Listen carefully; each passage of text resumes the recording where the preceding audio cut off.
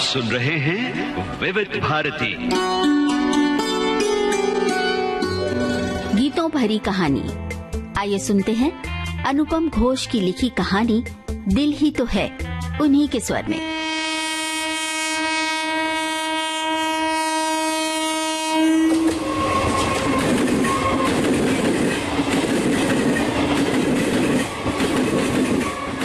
मुंबई शहर और local train का एक बेहद दिलचस्प संबंध है और उससे भी अनोखा है ट्रेन की पटरियों के आसपास बसर कर रहा जीवन।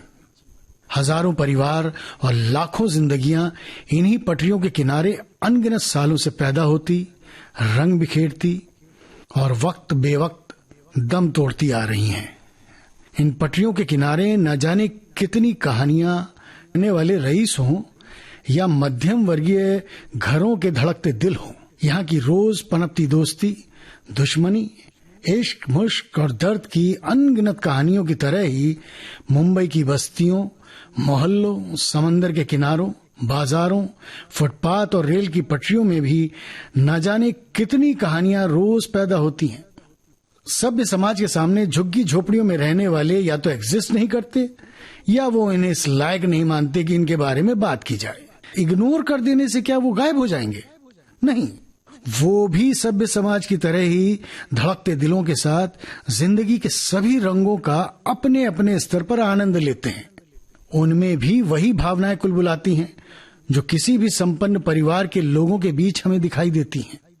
लेकिन आज हम बात करने वाले हैं इन पटरियों के किनारे हालात की आगोश में सो रहे एक अनोखे दिल की, उस दिल के अचानक धड़क उठने की, उस दिल की कहानी की जो अनकही और अब तक अनसुनी ही बंद रही एक मासूम से दिल के अंदर। मुंबई नगरी को जिंदा रखने वाली ट्रेन की ये पटरियां ही इंसानी दिल की तरह नहीं धड़कती, बल्कि इन पटरियों के ऊपर दौड़ती ट्रेनों और इनके किनारे जिंदगी गुजारने वालों में भी यहाँ भुखमरी, बेरोजगारी, चोरी चकारी, मारपीट और नशेबाजी के अलावा और कुछ दिखाई नहीं देता।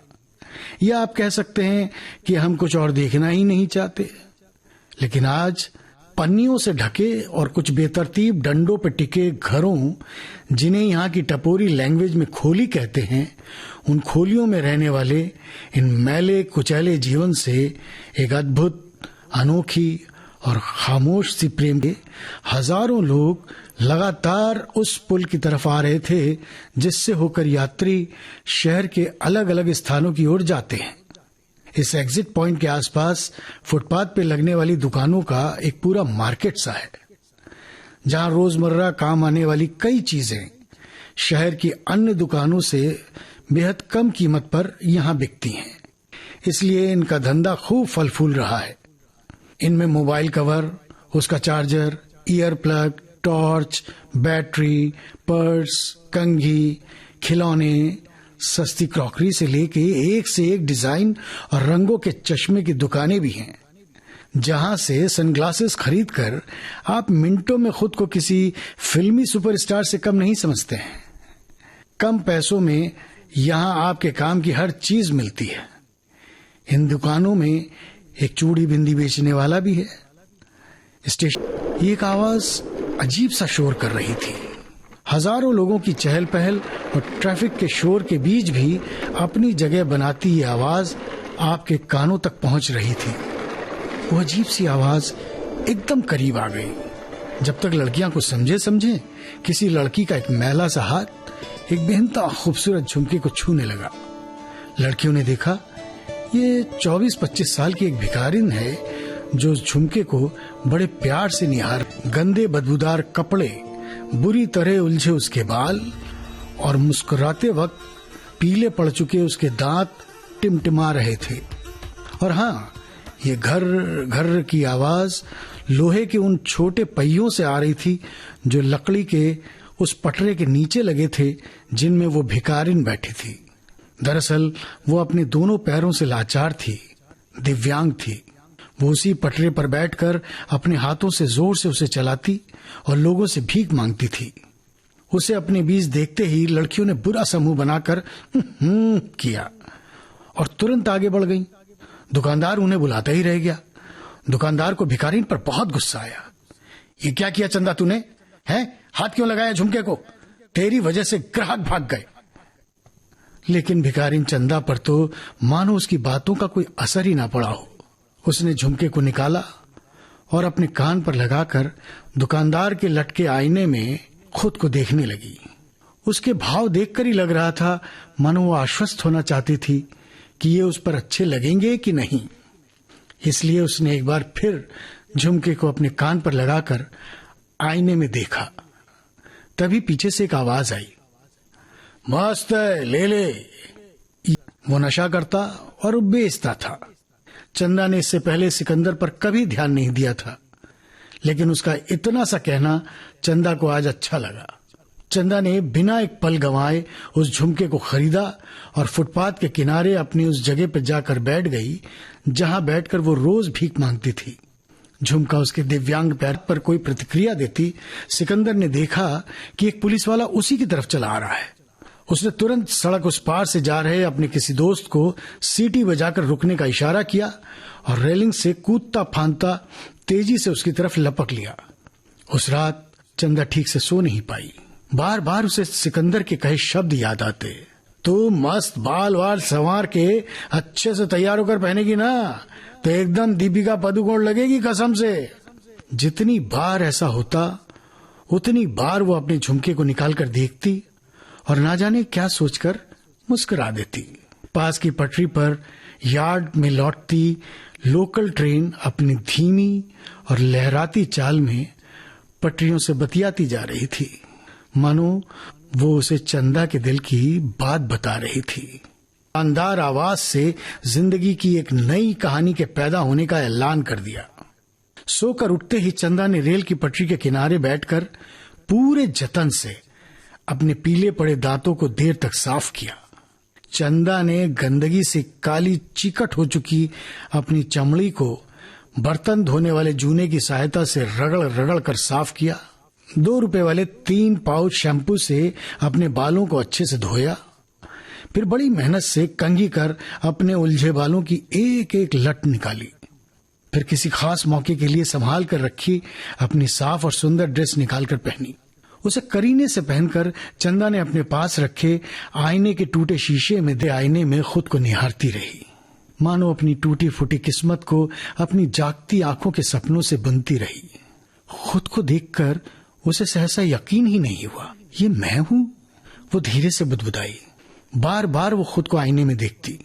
सच में ये झुमके तो बहुत ही सुंदर लग रहे हैं।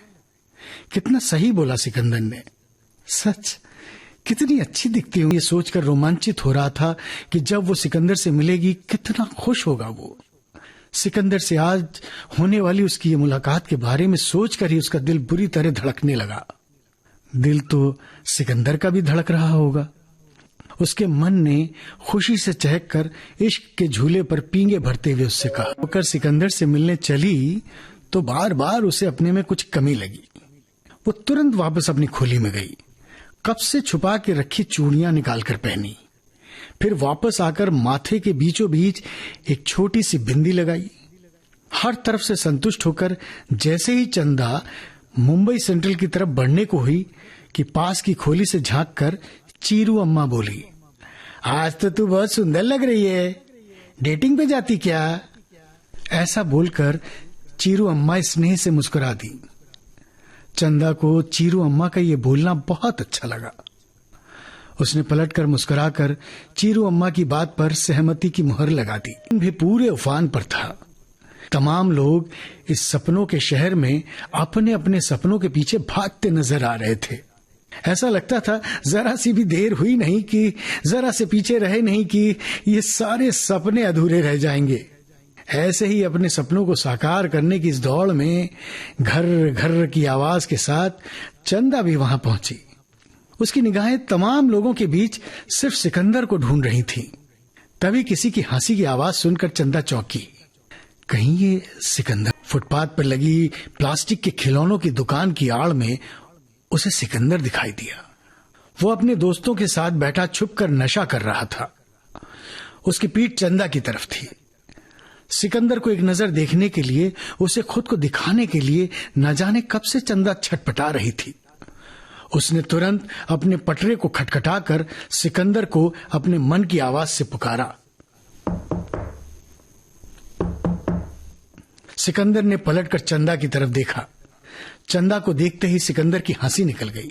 चंदा जब तक कुछ समझे सिकंदर ने उसी तरह हंसते हुए कहा, चलने को होता नहीं, उड़ने का सपना देख रही है?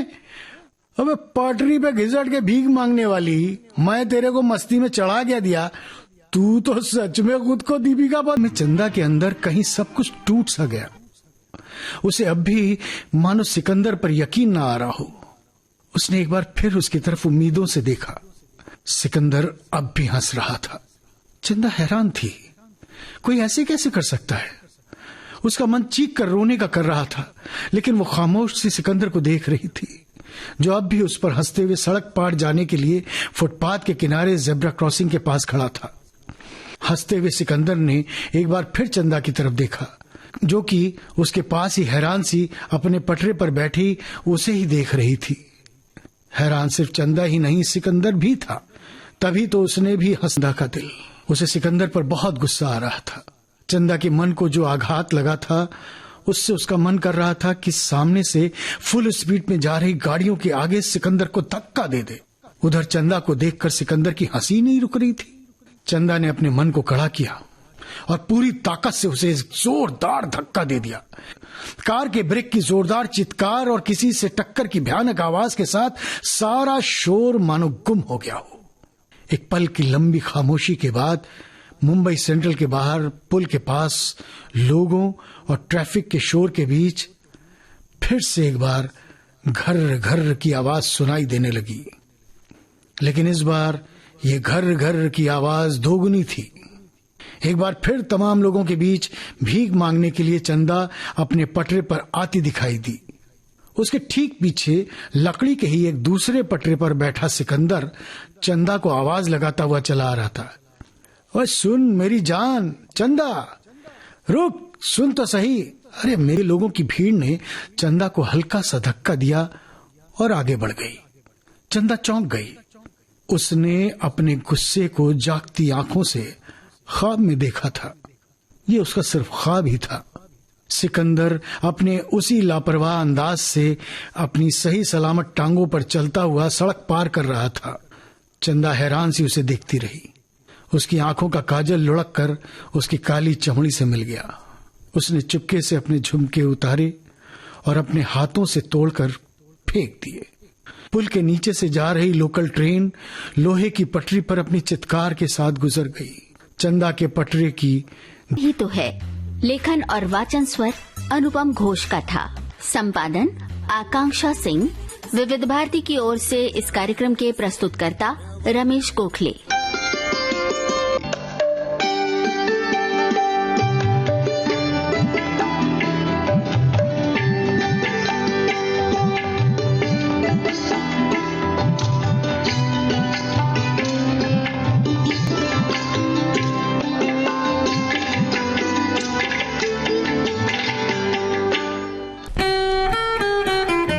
भागदौड़ के बाद सुकून का एक कोना, मैं और मेरी तन्हाई, सुनहरे गानों का बिछौना, यादों का मीठा राग,